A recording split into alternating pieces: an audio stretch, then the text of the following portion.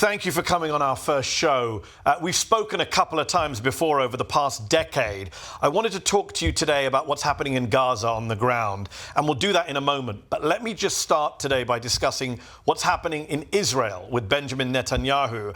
And I wonder, how much do you hold Netanyahu, the Prime Minister who once succeeded you in office, how much do you hold him responsible for what happened on October the 7th, that horrific Hamas attack on Israel and on Israeli civilians?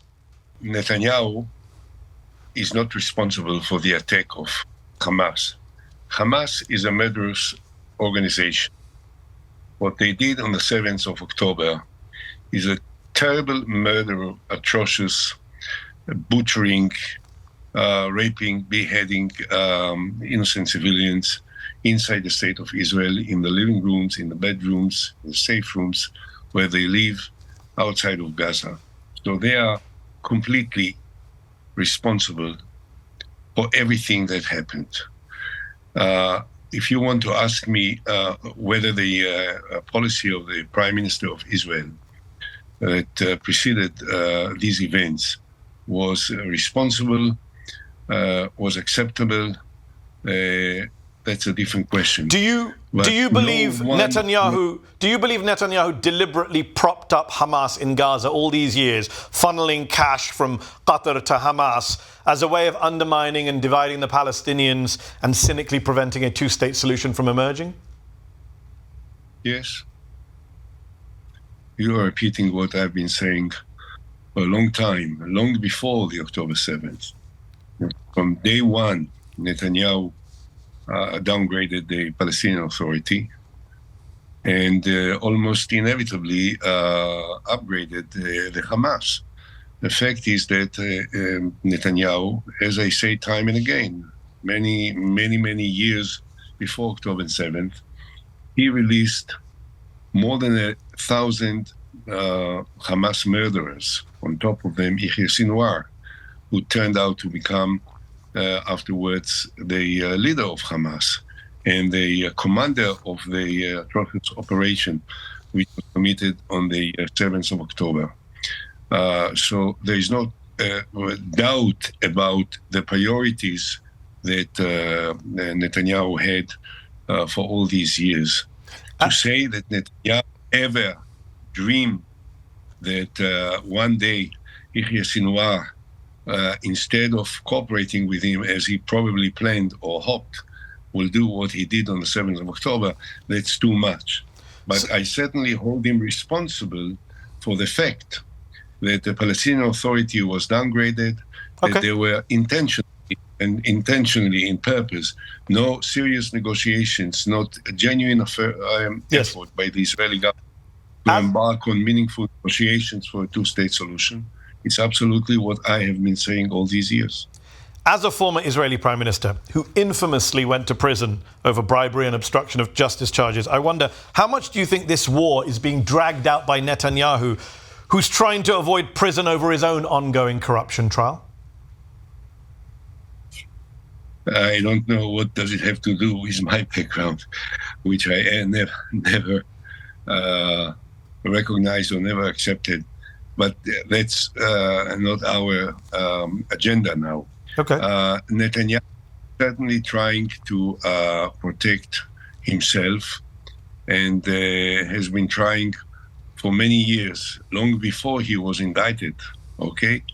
He preferred the cooperation with the more right-wing extremists, messianic groups in Israel, and therefore long before he was ever indicted, he was against the Palestinian state. Yes, he was. And he was in favor of the elements which were fighting inside Israel against any possible political momentum with the Palestinians. And some of those messianic groups are represented in government by people like Bezalel Smotrich, the finance minister, Itamar Ben-Gvir, the national security minister. Admiral Ami Ayalon, former head of Shin Bet, recently called them terrorists. Do you agree with that description? How would you describe these coalition members of Netanyahu? Well, Ben-Gvir was convicted maybe 9 times on terrorist charges. So I think it will be more or less accurate to say that he is a terrorist on the basis of his own convictions. And both of them represent a not a big part of the Israeli society, but strong enough to have an enormous influence now in the policy of the government. They are in favor of integrating all of the territories of the West Bank, and they have spelled it out to be part of the state of Israel, and if possible also to get rid of as many Palestinians on the West Bank as possible. And if they can steer some confrontations with the Israeli Arabs, even better. But when you ask me all of this, Mehdi, I think it's very important that I should remind the people that are watching us now that in the end of 2008, beginning of 2009, I presented President Abbas, the president of the Palestinian Authority, with a comprehensive peace plan that was part of which, of course, the essential part of which, was the creation of a Palestinian state on the basis of the 67 borders, with the Arab part of Jerusalem as the capital of the Palestinian state, with the Holy Basin of Jerusalem. Yes. Is not under, just a minute, let me please finish, not under the Israeli sovereignty, not under any sovereignty, but under the trusteeship of 5 nations, Saudi Arabia, Jordan, Palestine, Israel, and America, under the auspices of the United Nations. And the refugee issue ought to have been negotiated and resolved within the framework of the Arab League Peace Initiative, which was originally adopted on the 28th of March 2002 in Lebanon, and then again on the 28th of March 2007 in Saudi Arabia. Yes, the Palestinians never, ever responded to this plan, which could have been implemented. And you to call this it, day, if okay, you ask, you give a very long answer. You call it a comprehensive plan. You know that Mahmoud Abbas and the Palestinians would point out you drew a map on a napkin and wouldn't even let him take away the map. And you've argued about this for years. We will come back to 2008-9 in a moment, but I do need to talk about what's happening in Gaza right now. We'll come back to 2008-9. No, excuse me. No, Mehdi, excuse me. All right, briefly, because we need to talk about Gaza. But yes. You said something which is absolutely ridiculous, and I know that it was said time and again, never by Mahmoud Abbas. I presented Mahmoud Abbas with a map which was drawn by the experts in the Israeli army. It was a very big map, and I showed every single point on the map to Did you draw it on a President napkin? Abbas. No, this is ridiculous and stupid, excuse me. That's it was what the map, Palestinians a big map, not a napkin. I presented him with a serious map, and it was a serious map. And Abu Mazen said to me, I am not expert in reading maps, so why wouldn't we meet with my expert of maps? And I said, fine, let's arrange a meeting tomorrow. Okay. You will bring your expert, I'll bring my expert, and they will meet. The problem is, the meeting never took place. And they would say, I don't speak for the Palestinians, but just for fairness, hold on, I need to point out to the viewers that they would say you were a lame duck prime minister, you were on your way out of office, you were being investigated for all sorts of crimes, there was no future to be done. But I really can't let the interview be taken over what happened in 2008. I need to ask you about Gaza now. We'll have to agree to disagree, Mr. Olmert. Let's talk about Gaza now. No. Okay. I do need to ask you about Gaza. That's why you came on the show. You have the Israeli military not just killing. You can get rid of me anytime you want. I don't want to get rid of you. I want to talk to you about Gaza, Mr. Olmert. So you will let me say. Okay. No, you will let me respond to what you said. Okay. You say that they say that I was a lame duck. All this is not true. What Abu Mazen says to this day, and I was in touch with him for the last 10 years, almost consistently. Okay. And we were negotiating and talking on the basis of my plan. And he said, had you stayed 3 months more, I would have signed it and there would have been peace between Israel and the Palestinians. Now, I think, and all of the inner circle of Abu Mazen believe that this was the greatest mistake that the Palestinians ever made, because we presented them officially on behalf of the state of Israel with a peace plan. Okay. They could have said yes, and then had Israel replaced its government, and another prime minister would have come and said, I don't accept the plan that was presented by Israel, Abu Mazen would have been in the best possible place. Yes. Okay. So this well, that counterfactual didn't happen. It's not a serious and that didn't happen. Response. And historians will argue over that. Let's talk about Gaza. You have the Israeli military not just killing more than 30,000 people, including more than 13,000 children in just 6 months, but blowing up apartment buildings filled with dozens of civilians inside and no evidence of military targets inside, opening fire on hundreds of Palestinians waiting for flour at a rate of 600 rounds per minute, killing unarmed Palestinians carrying white flags, and using AI technology to kill Hamas operatives in their homes deliberately when they're with their families. How are these not war crimes, as almost every major human rights group in the world says they are? First of all, because what you describe is grossly exaggerated. Now you are talking to someone who consistently criticized the Israeli government for everything that happened. But not on war crimes, which is why I'm asking this question. Why won't you say that what they're doing right now are war crimes, as every human rights group says? If you let me answer. Please. In the meantime, between the beginning of it, there was also a session of the International Court of Justice in Hague, and they also didn't agree to these accusations that this was a war crimes. There are many innocent civilians that were killed in the course of this operation. There is no question about it. And the last one to deny it. And this is very bad and very sad and totally unacceptable. I asked, and I still ask, all the world leaders, the President of America, Prime Minister of England, Rishi Sunak, the Chancellor of Germany, Mr. Scholz, the President of France, Macron, when they said, and they came to Israel and they went to the south part of the state of Israel to see in their own eyes the terrible, atrocious activities that were perpetrated by Hamas, they said Israel should act, Israel has a right to act, and to this day, none of them said Israel should stop its military operation. Okay. Now, do you think that... I really don't, with respect, I don't care what Rishi Sunak says. Mr. Olmert, I'm asking about human rights groups pointing to atrocities which are war crimes. Is it okay for Israeli soldiers to kill...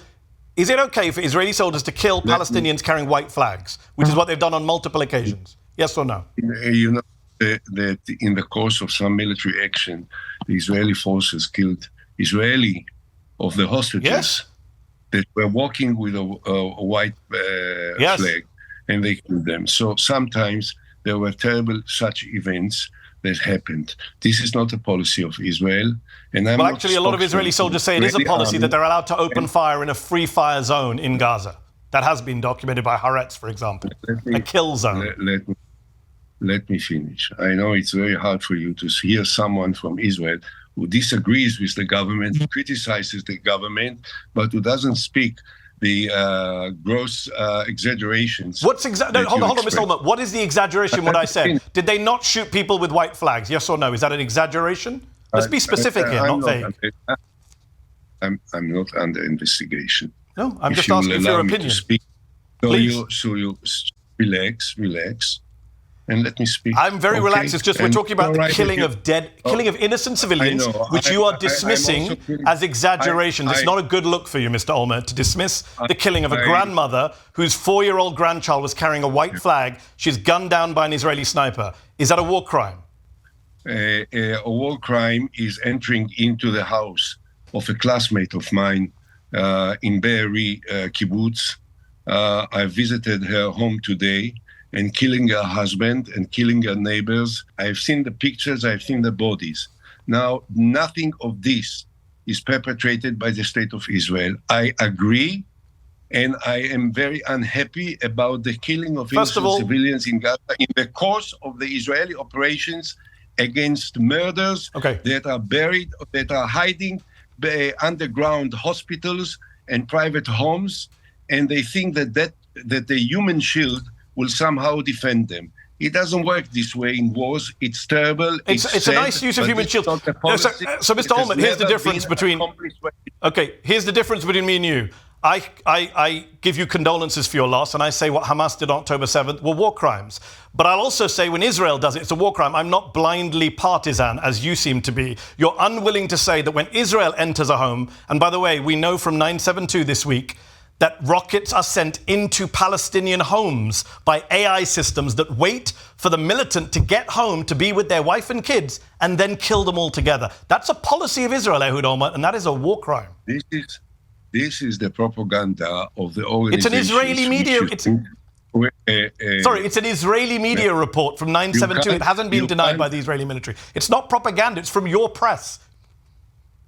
You can't both ask me a question and answer it on my behalf. If you want to get my answer, just keep quiet for a second and let me answer, okay? Please actually answer it. It's a very specific question. 9/7/2 have reported that rockets going into a house and killing people in their houses. You said we don't kill people in their houses. That is not true, Mr. Olmert.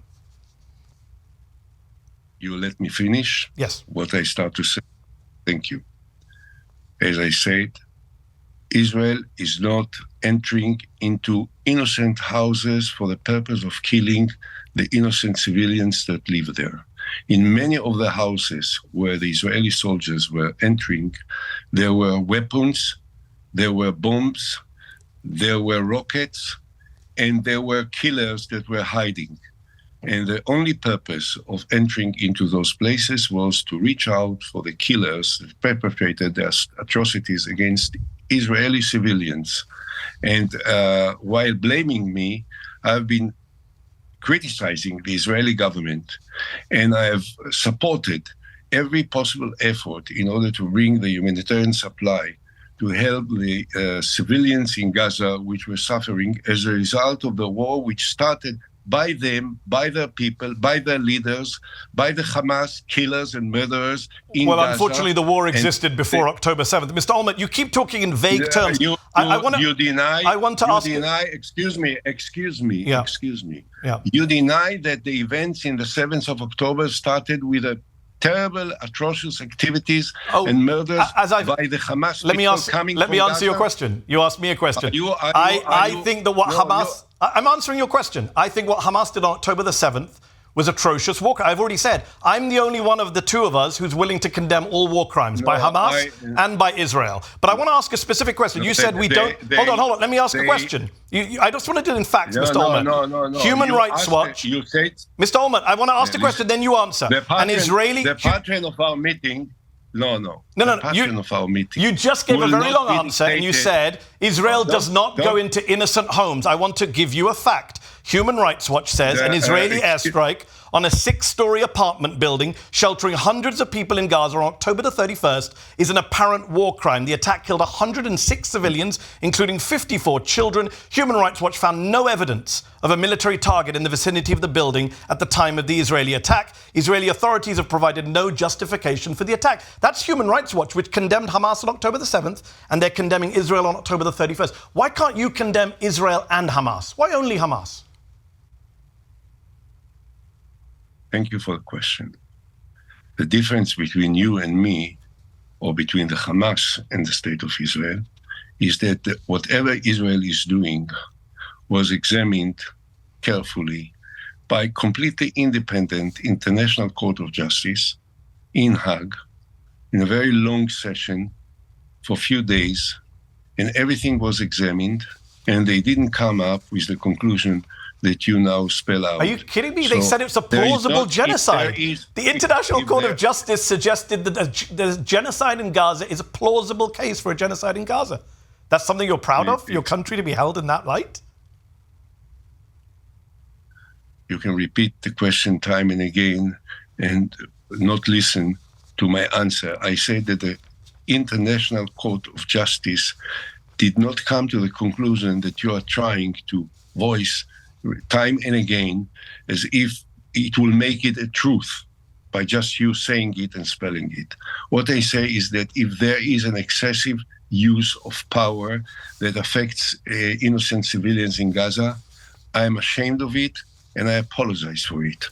But there is not a genocide and there is not war crimes that are committed as a matter of policy by the state of Israel or by the Israeli army. And this is something that as much rhetoric as you can use will not make it. I didn't give you rhetoric, Mr. Olmert. I gave you a specific quote from Human Rights Watch. You ignored it. Let me ask you this. Your critics might say that, yes, you criticize Netanyahu now, but you laid the groundwork for what Netanyahu is doing in Gaza. You normalized it with your war in Gaza in 2008-09, Operation Cast Lead, because Netanyahu bombed the Jabalia refugee camp in October, killing 50 people. You bombed the Jabalia refugee camp in January 2009, killing 30 people. Netanyahu has wiped out entire families. You wiped out most of the Samuni family in Gaza in January 2009, including 7 women and 9 children. This Gaza conflict didn't begin on October the 7th. You were killing civilians, your military, in 2008-09, were they not? I was responsible and in charge of the Israeli operation in December and January 2008 and 2009, and I am not going to apologize for it. Israel pulled out completely from Gaza in 2005, and I was one of the major forces that brought about this Israeli disengagement from Gaza.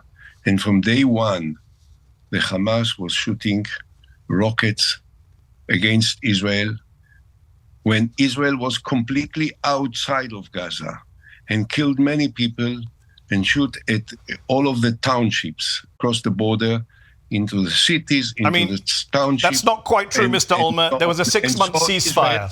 There was a ceasefire before Cast Lead that you broke on November the 4th. I didn't finish my reply. And when it came to a point where it was unbearable for the people living there, we had to stop Hamas, and we had to to make a counter-offensive against Hamas in Gaza in order to stop the shooting of rockets. It took shooting of rockets. They were not rockets before you broke the ceasefire. Rockets had come down. Outside of Gaza. Sorry? Between June and November of 2008, according to Israel's own figures, there was something like a 90 to 95% reduction in rocket fire. You broke the ceasefire on November 4th when you went into Gaza. And in December of 2008... That's after you broke the ceasefire. You always say Hamas broke ceasefires. You broke the ceasefire in 2008. It started again massively with hundreds of rockets shot at Ashkelon, at Ashdod, at Beersheba, after you broke and the all the other townships of the state of Israel, while Israel was completely out of Gaza and didn't do You were never out of Gaza, against Mr. Olmert. You controlled the airspace, the waters, most of the land borders, and the population registry. I do want to ask about Gaza before we run out of time. You talk about the need to eradicate Hamas, and yet UNICEF has estimated that around 17,000 children in Gaza are separated from their parents or orphan now. Mr. Olmert, if you were one of the thousands of children in Gaza who saw your parents blown up in front of you, or your home destroyed, or your siblings' legs amputated, wouldn't you probably end up supporting Hamas, joining Hamas, looking for vengeance? Realistically, what would you do if you were that Palestinian orphan in Gaza?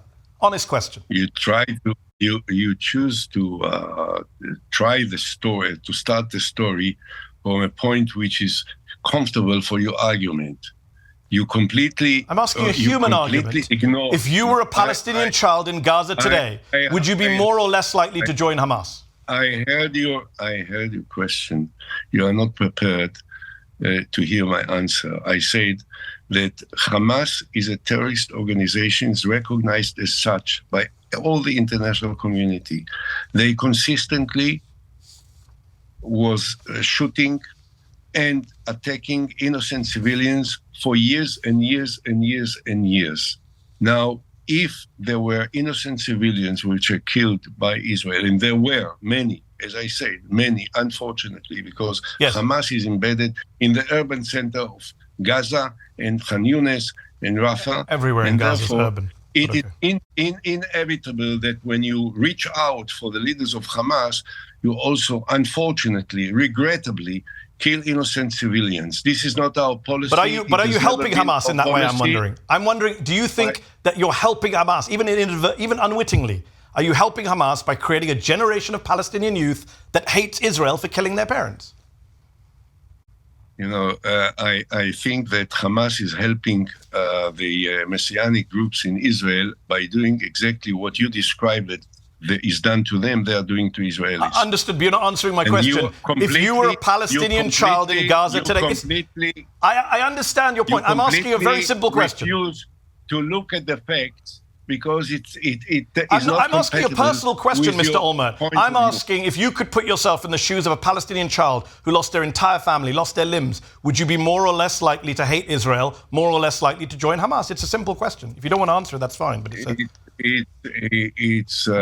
I think, I'm not in a position to defend myself as a person. I've never done anything of the things that you have described.